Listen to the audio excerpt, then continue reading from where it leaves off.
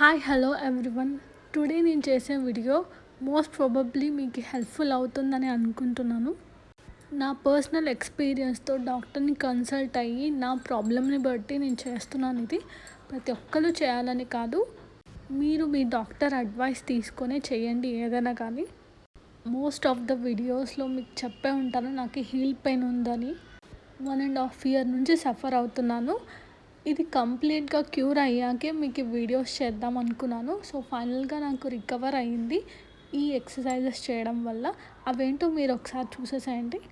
First one వచ్చేసి heal rises. ఈ stretch చేయడానికి టేబుల్ ఆర్ ఎల్స్ చైర్ కానీ తీసుకోండి ఫర్ బ్యాలెన్సింగ్. నేను 4 months నుంచి ఈ స్ట్రెచ్ చేస్తున్నా. సో నాకు ఏ హెల్ప్ లేకుండా చేయగలుగుతున్నా. మీరు బిగినర్స్ అయితే ఫర్ ద ఫస్ట్ టైం చేస్తున్నట్లయితే బ్యాలెన్సింగ్ పర్పస్ కోసం సపోర్టివ్గా ఏదో ఒకటి తీసుకోండి. Put your feet about shoulder width. Then bring your heels up as high as you can. మీరు ఎంత హైగా లేపగలిగితే మీ లెగ్ని అంటే మీ ఫీట్ని అంత హైలో పెట్టండి.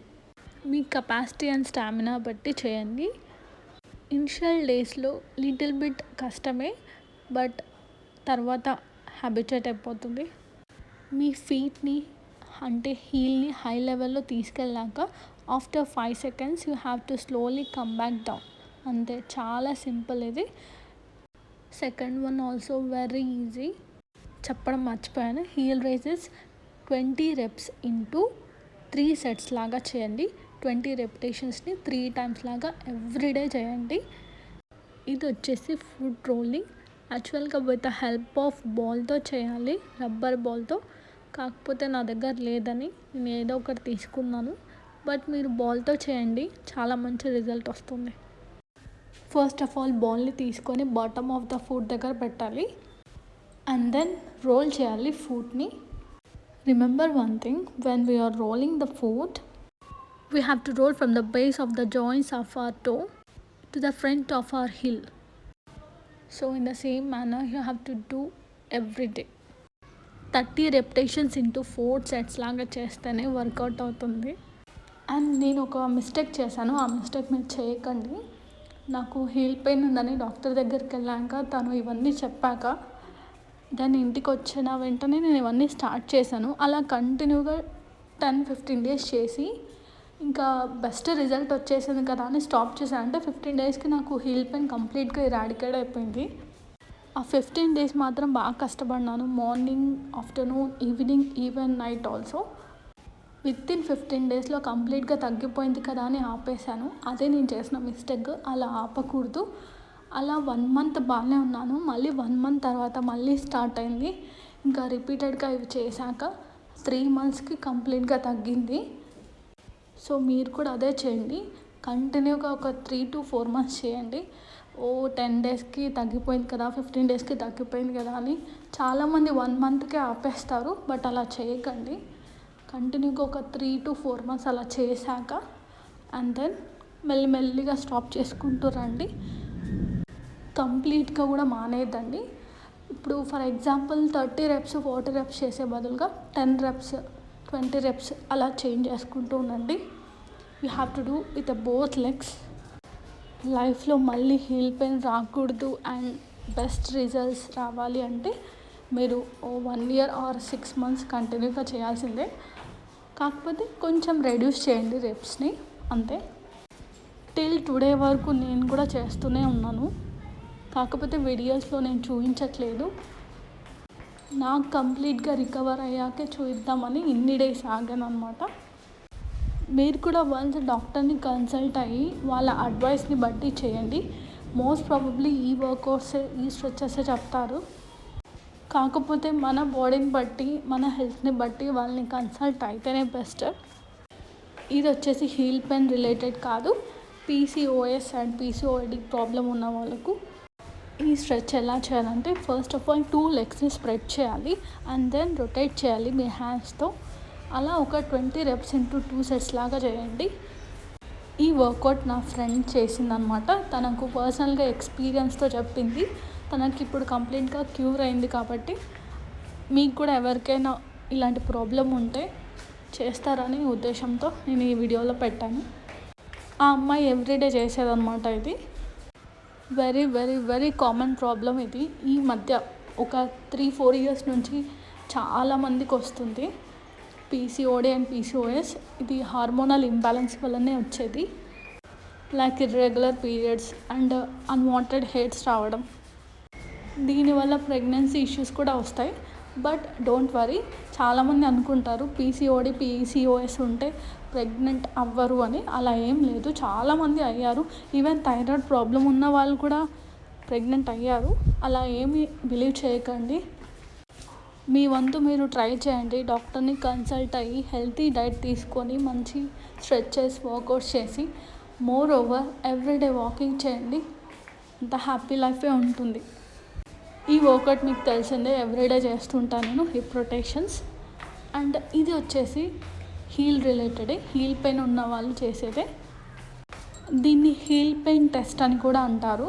ఎలా అంటారా, మనం డాక్టర్ దగ్గరికి వెళ్తే ఫస్ట్ టెస్ట్ చేసేది ఇదే. దీన్ని బట్టి మనకి హీల్ పెయిన్ ఉందా లేదా అని వాళ్ళు ఒక కన్క్లూజన్కి వస్తారు. నాకు అలాగే జరిగింది.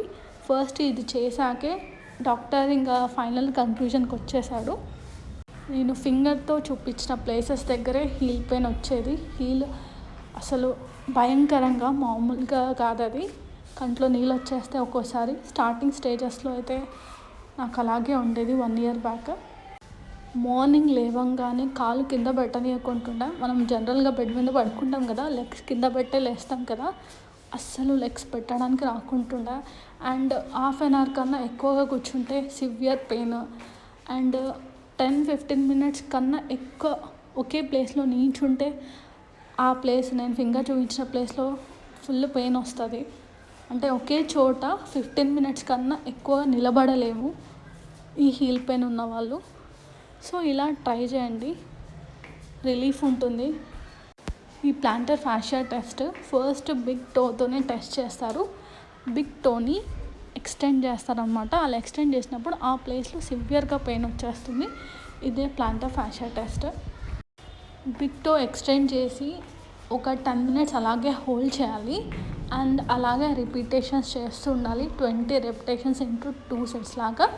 అండ్ బిగ్ టో తర్వాత రిమైనింగ్ ఆల్ టోస్ తీసుకొని మొత్తం స్ట్రెచ్ చేయాలి. సేమ్ అలాగే, కాకపోతే స్లోగా చేయాలి. అండ్ ఆ ప్లేస్ చూసాను కదా, అక్కడ సివియర్గా పెయిన్ అనిపిస్తుంది మీరు ఇలా స్ట్రెచ్ చేసేటప్పుడు. అండ్ ఇది final one, with the help of టవల్తో చేయాలి. ఈ టవల్ స్ట్రెచ్ కూడా చాలా simple and easy. First of all you have to wrap a towel around the ball of your foot. Then gently pull చేయాలి on the ball of your ఫుట్కి. టోస్కి మాత్రం కాదు, only ball of the foot దగ్గర మాత్రమే. అంతే, ఇలా రోజు చేయండి. ఇది మాత్రం మార్నింగ్ లేవంగానే ఫస్ట్ స్ట్రెచ్ ఇదే. మీకు లాస్ట్ చూపిస్తున్నా గుర్తుపెట్టుకోవాలని. ఫస్ట్ స్ట్రెచ్ ఇదే. బెడ్ మీద దిగే ముందు ఇది చేయండి. అసలు ఎక్కువగా పెయిన్ అనిపించదు మీకు, మీరే చూస్తారు. బెటర్ రిజల్ట్స్ కోసం ఎవ్రీడే ఒక 10 times అయినా చేయండి, బెటర్ రిజల్ట్స్ రావాలి అంటే. అండ్ ఫైనల్గా మెడిటేషన్స్తో అన్నీ ఫినిష్ చేశాను. ఎవ్రీడే యాజ్ యూజువల్గా వర్కౌట్స్ చేస్తుంటాను కదా, కొన్ని రికాల్ చేశాను, అన్నీ కాదు, కొన్ని మాత్రమే. ఈ హీల్ పెయిన్ రిలేటెడ్గా ఎక్కువ చేశాను కాబట్టి అవి కొంచెం తక్కువగా చేశాను. ఎవ్రీడే మీరు వాటర్ తీసుకోండి, డైలీ 5 liters ఆఫ్ వాటర్. ఈ 2 days కొంచెం హీట్గా అనిపించలేదు, అంత వేడిగా లేదు. ఎస్టర్డే నుండి కొంచెం కూల్గా అనిపించింది డ్యూ టు రెయిన్. డైలీ లాగే ఉంటే ఎంత బాగుంటుందో కదా, కానీ ఉండకూడదు. వై? బికాస్ అలా ఎవ్రీడే ఉంటే ఫుల్ లేజీ అయిపోతాం అండ్ ఎర్లీ మార్నింగ్ త్వరగా లేవలేము. టుడే వెయిట్ వచ్చేసి 68.65. Morning breakfast my favourite ladies finger with 2 chapatis. 2 days నుండి జోవర్ రోటీ తిని బోర్ కొట్టేసింది. సో టుడే చపాతీస్ చేశాను. లేడీస్ ఫింగర్లో విటమిన్ సి ఎక్కువగా ఉంటుంది కాబట్టి it helps to Boost immunity. నేను నవీన్ యూజువల్గా చపాతీస్, పుల్కాస్, పరోటాస్, రోటీస్ కన్నా అందులో కర్రీని ఎక్కువగా యాడ్ చేసుకొని తింటాము. 11 AM కోకోనట్ వాటర్ తీసుకున్నాను. ఇది మ్యాండేటరీ, నాకు ఆల్టర్నేట్ డేస్లో తీసుకుంటాను, not every day. Coconut water తీసుకోవడం వల్ల కొలెస్ట్రాల్ని రెడ్యూస్ చేస్తుంది అండ్ మంచి డిటాక్సిఫికేషన్ ఇది. దీనివల్ల చాలా అడ్వాంటేజెస్ ఉన్నాయి, బట్ 2 డిసడ్వాంటేజెస్ కూడా ఉన్నాయి. ఏదైనా అంతే, సైడ్ ఎఫెక్ట్స్ పక్కా ఉంటాయి. ఓవర్ కన్జంప్షన్ తీసుకోవడం వల్ల డయేరియా వచ్చే ఛాన్సెస్ ఉన్నాయి. అండ్ కిడ్నీ పేషెంట్స్ కూడా లిమిట్గా తీసుకోవాలి, కంప్లీట్గా అవాయిడ్ చేయాలని కాదు, ఇంటేక్ తీసుకోవాలంతే. లంచ్ వచ్చేసి పొంగలి విత్ పీనట్ చట్నీ. యాక్చువల్గా సమ్మర్ కాబట్టి మనం ఎక్కువగా తీసుకుంటున్నాం, బట్ వింటర్ అండ్ రైనీలో వీక్లీ ట్వైస్ అలా తీసుకుంటాం అంతే. ఆఫ్టర్నూన్ లంచ్ తీసుకున్నాం కాబట్టి ఈవినింగ్ 5 PM క్రేవింగ్స్ వచ్చేసాయి. సో 5:45 ఆ టైంలో 2 పూరీస్ విత్ పన్నీర్ చేశాను. పన్నీర్ ఎంతసేపు 20 minutesలో చేసేస్తాను, వెరీ ఈజీ నాకైతే. అండ్ 2 పూరీస్ కూడా అంతే, త్వరగా ఫ్లోర్ మిక్స్ చేసేసాను. 7:30 PMకి బటర్ మిల్క్ తీసుకున్నాను. టుడే నా డిన్నర్ చాలా త్వరగా అయిపోయింది 5:30 PMకే. That's all for today's vlog. Bye guys, good night.